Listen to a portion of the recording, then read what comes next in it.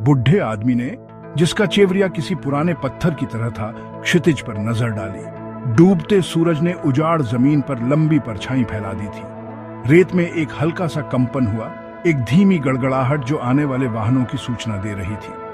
उसने अपने घिस्से हुए शॉल को अपने कंधों के चारों ओर कसकर लपेट लिया। उसकी नजर पास आते धूल के बादल से हटी नहीं। 3 मिलिट्री जीप उसके सामिंदे आकर रुकी। सैनिक, जवान और युद्ध से कठोर जीप से बाहर कूद पड़े। उनके चेवरिये गंभीर थे। बूढ़ा आदमी बैठा रहा। उसकी निगाह उस सैनिक पर टिकी हुई थी जो उसके पास आया था। हमें आपकी मदद चाहिए, सैनिक ने कहा। उसकी आवाज खुरदरी लेकिन सम्मानजनक थी। हमींदे कहानियां सुनी है, किंवदंतियां, एक ऐसे आदमी के बारे में जो रेगिस्तान को अपनी हथेली की तरह जानता है। एक ऐसा आदमी जो हमें खोए हुए शहर तक ले जा सके। बूढ़े आदमी के होंठ एक उदास मुस्कान में बदल गए। रेगिस्तान बहुत से राज बताता है, उसने कांपती हुई आवाज में कहा। उसकी आवाज सूखी हवा जैसी थी। लेकिन कुछ राज दफन रहना ही बेहतर है। उसने हर सैनिक को देखा। उसकी आंखें पुरानी और जानकार थी। जिस रास्ते को तुम ढूंढ रहे हो वो खतरों से भरा है। ये अंधेरे के हृदय की यात्रा है, बुरे सपने से बने शरीर के खिलाफ लड़ाई है।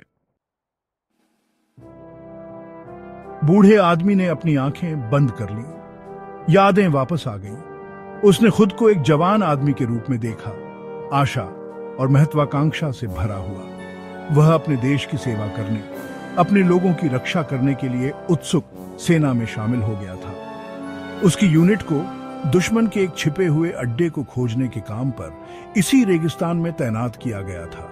उन्हें एक प्राचीन खंडहर मिला था जो आधी रेत में दबा हुआ था।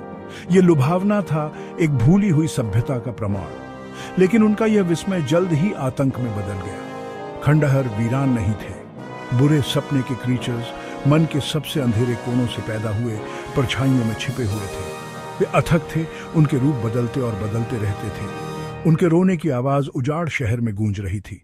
उसके दोस्त, उसके साथी सैनिक एक एक करके मारे गए। उनकी चीखें तेज हवा में खो गईं। वह अकेला बचा था, जो अपने द्वारा देखे गए भयावह नजारों से संवादित होकर रेगिस्तान में भटकता रहा। उसने एक ऐसी शक्ति के बारे में सुना था जो इस दुनिया पर राज करती है, एक असीम शक्ति का प्राणी जिसे केवल ड्रीम वीवर के रूप में जाना जाता है। यह कहा जाता था कि ड्रीम वीवर सपनों के ताने बाने को नियंत्रित कर सकता है, बुरे सपनों को हकीकत में बुना सकता है। बूढ़ा आदमी कांप उठा। यादें अभी भी ताजा और कच्ची थी।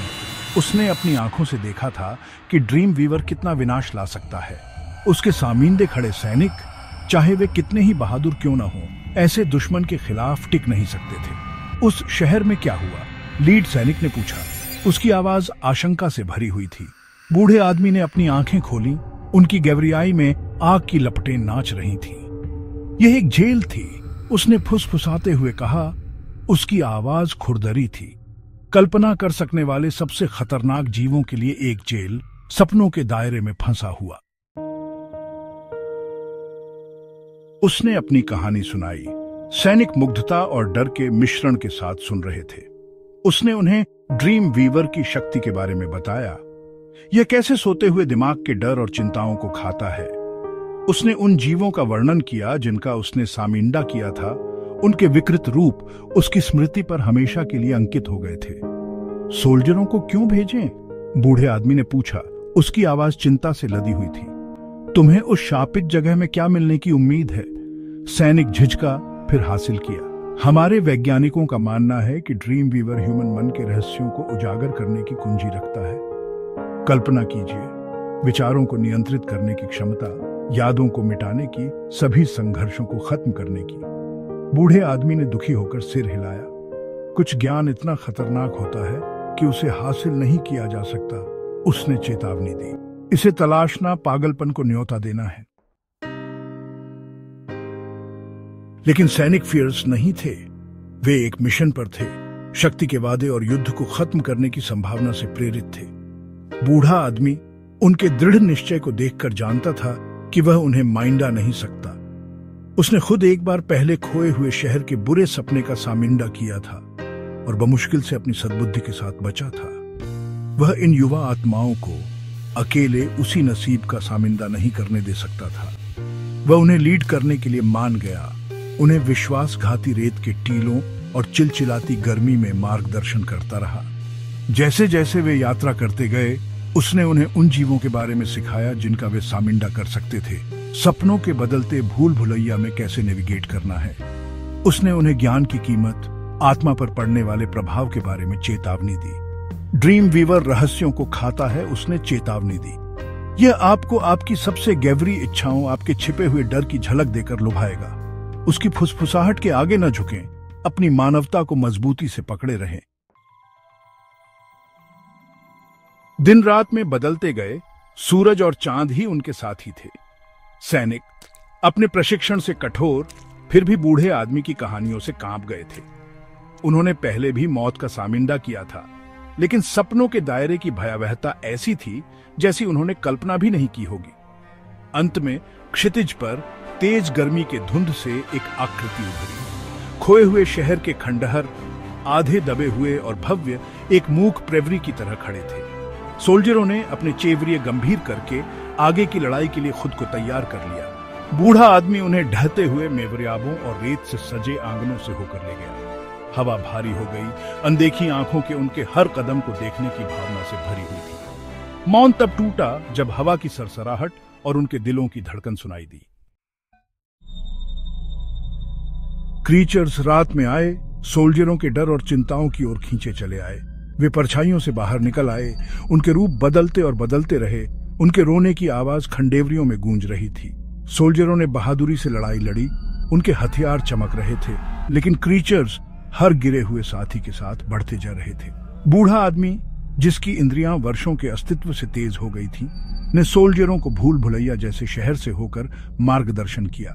वह इसके रहस्यों, इसके छिपे हुए रास्तों और खतरनाक जालों को जानता था। वह सोल्जरों के साथ लड़ा। सपनों के दायरे के बारे में उसका ज्ञान ही उनका एकमात्र फायदा था, लेकिन क्रीचर्स अथक थे, उनकी संख्या अनंत प्रतीत हो रही थी। सैनिक थके हुए और घायल निराश होने लगे। बूढ़ा आदमी जानता था कि वे यह लड़ाई सिर्फ ताकत से नहीं जीत सकते, उन्हें कोई और रास्ता खोजना होगा। उसे हवा में फुसफुसाते हुए सुने गए शब्द याद आए, ड्रीम वीवर की शक्ति की प्राचीन किंवदंतियां। उसे एहसास हुआ कि क्रीचर्स असली दुश्मन नहीं थे, वे तो बस कठपुतली थे। ड्रीम वीवर की इच्छा के विस्तार, उन्हें एवरियाने के लिए, उन्हें स्रोत पर प्रहार करने की जरूरत थी। उसने बचे हुए सोल्जरों को इकट्ठा किया। उनके चेवरिये थके हुए थे, लेकिन दृढ़ थे। हमें ड्रीम वीवर को ढूंढना होगा, उसने उन्हें बताया। यही इस बुरे सपने को खत्म करने की कुंजी है। वह उन्हें शहर में और अंदर ले गया, एक ऐसे रास्ते पर चलते हुए जिसे केवल वह ही देख सकता था। वे जीवों की भीड़ से होकर लड़े। उनका संकल्प निराशा और आशा की एक झिलमिलाहट से प्रज्वलित था।